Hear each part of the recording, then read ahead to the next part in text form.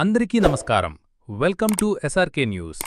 సార్వత్రిక సమ్మెకు మద్దతుగా వ్యవసాయ రంగ పరిరక్షణకై ఆంధ్రప్రదేశ్ రైతు సంఘాల సమన్వయ సమితి పిలుపు మేరకు పోలవరం మండల కేంద్రంలోని గంగాభవానీ థియేటర్ నుండి నిరసన ప్రదర్శన ఏటుగట్టు వరకు జరిగింది. అనంతరం ఏటుగట్టు సెంటర్లో రాస్తారోకో నిర్వహించి రైతాంగ, కార్మిక, ఆదివాసీల సమస్యల్ని పరిష్కరించాలని పెద్ద ఎత్తున నినదించారు. ఈ నిరసన కార్యక్రమానికి ఏజెన్సీ గిరిజన సంఘం జిల్లా కార్యదర్శి కుజం రామారావు అధ్యక్షత వహించారు.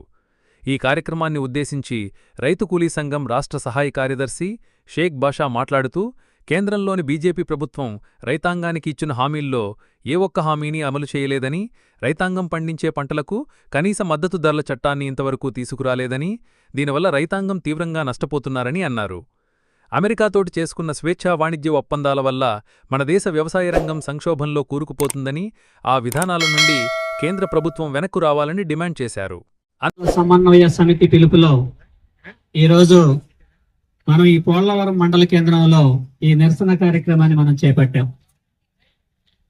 ప్రధానంగా ఢిల్లీలో జరిగినటువంటి రైతాంగ ఉద్యమం, ఆ రోజు రైతాంగ సమస్యల్లో ప్రధానమైంది కనీస మద్దతు ధరల చట్టం తెస్తానని చెప్పి ఆ రోజు రాతపూర్వకంగా కేంద్ర ప్రధానమంత్రి రైతు సంఘాలందరికీ హామీనిచ్చి ఆ ధర్నాన్ని, ఆ పోరాటాన్ని విరమింపజేశారు. అది సుమారు ఇప్పుడు 3 సంవత్సరాలుగా వస్తుంది. ఆ ఇచ్చిన హామీల్లో ఏ ఒక్క హామీని కూడా ఈరోజు కేంద్ర ప్రభుత్వం గాని, నరేంద్ర మోడీ గాని పరిష్కారం చేయకుండా రైతాంగం పట్ల అన్నది మనకి పదే పదే పదే రుజువు అవుతున్నట్టు పరిస్థితుంది. ఈ క్రమంలోనే కేంద్ర ప్రభుత్వం 4 లేబర్ కోడ్లుగా కేంద్ర ప్రభుత్వం తీసుకొచ్చింది. అది ఈ మే నెల నుంచే అమలుకి పూనుకుంటున్నటువంటి పరిస్థితుల్లో మే 20వ తారీఖున దేశవ్యాప్త బంద్కి కార్మిక సంఘాలు పిలిపించాయి.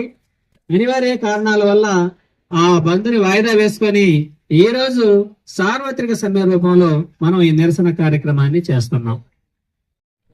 మా ప్రెస్ తరఫున మీరు చేసే ఈ ఉద్యమానికి, ఈ పోరాటానికి పూర్తి మద్దతు, సంఘీభావం తెలియజేస్తున్నాం. ఎందుకంటే మాకున్న చట్టాలు కూడా 2 చట్టాలని, జర్నలిస్టులకు ఉన్న 2 చట్టాలని రద్దు చేస్తారు. అంటే అసలే ఇప్పుడు దాడులు జరుగుతూనే ఉన్నాయి. జర్నలిస్టులు ధైర్యంగా వార్తలు రాసే పరిస్థితులు లేకుండా పోతున్నాయి. అక్రమ కేసులు ఉన్న రక్షణ చట్టాన్ని కూడా రద్దు చేసి ఫోర్త్ ఎస్టేట్ గా భావించే ప్రెస్ యొక్క స్వేచ్ఛని హరిస్తున్నారు, రాజ్యాంగ హక్కులను హరిస్తున్నారని ప్రెస్ అందరూ కూడా చారిత్రాత్మకంగా దించుకోవాలని ఆశిస్తున్నాం. లేబర్ కోడ్స్ రద్దుకు, కార్మిక చట్టాల పునరుద్ధరణకే దీన్ని చేస్తున్న ఈ ఉద్యమం, ఈ పోరాటం చారిత్రాత్మకంగా విజయం సాధించి దిగులు పొందించడానికి ఎంతో శ్రమ పడినటువంటి మరి సిపిఎం, అట్లాగే ఏఐఏడబ్ల్యూ, ఏజెన్సీ గిరిజన సంఘం, రైతు కూలీ సంఘం సహకారం అందించినందుకు కూడా నేను ప్రత్యేకంగా నా అభినందనలు మా ప్రెస్ క్లబ్ తరఫున తెలియజేస్తున్నాం. ఈ ఉద్యమాలు, ఈ కార్మిక లేబర్ కోడ్స్ రద్దుకే మీరు ఇచ్చే ప్రతి ఉద్యమానికి సభాముఖంగా మా ప్రెస్ క్లబ్ సభ్యులు అందరి తరఫున తెలియజేస్తూ ఈ అవకాశం ఇచ్చినటువంటి నిర్వాహకులకి నా ప్రత్యేక జైబీని తెలుపుతూ విరమిస్తుంది.